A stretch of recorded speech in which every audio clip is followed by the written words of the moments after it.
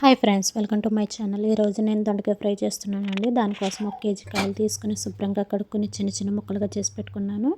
ముందుగా ఒక వెడల్పాటి బాండీ తీసుకుని అందులో కొంచెం ఆయిల్, దంచి పెట్టుకున్న ఎల్లుల్లిపాయలు వేసుకుని అవి కొంచెం ఫ్రై అయినాక వేరుశనగ గుళ్ళు వేసుకుంటున్నానండి.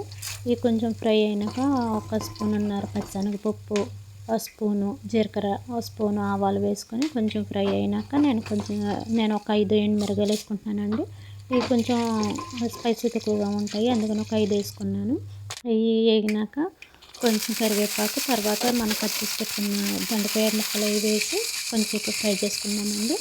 కొంచెంసేపు ఫ్రై అయినాక నేను ఇందులో 1 స్పూనున్నర సాల్ట్ అయితే వేసుకుంటున్నాను. సాల్ట్ వేసుకోవటం వల్ల త్వరగా తగ్గిపోతాయి. మీరు మీ ముక్కలకు తగ్గట్టు సాల్ట్ వేసుకోండి. నాకు 1 స్పూనున్నర పట్టింది. ఇవి వేసుకొని మధ్యలో తిప్పుకుంటూ ఒక 10 నిమిషాలు అయితే మనం ఫ్రై చేసుకుందాం. ఒక 10 నిమిషాల తర్వాత తీసి చూస్తే చూడండి, నాకు త్వరగానే మగ్గిపోయినాయి. దాంట్లో మనం 1 స్పూను కారం, కొంచెం పసుపు వేసుకొని ఒకసారి తిప్పుకుందామండి. ఇలాగ ఒక 5 మినిట్స్ మనము ఫ్రై చేసుకుంటే మనకి ఎంతో టేస్ట్గా ఉండే దొండకాయ ఫ్రై అయితే రెడీ అయిపోతుంది. Thank you friends.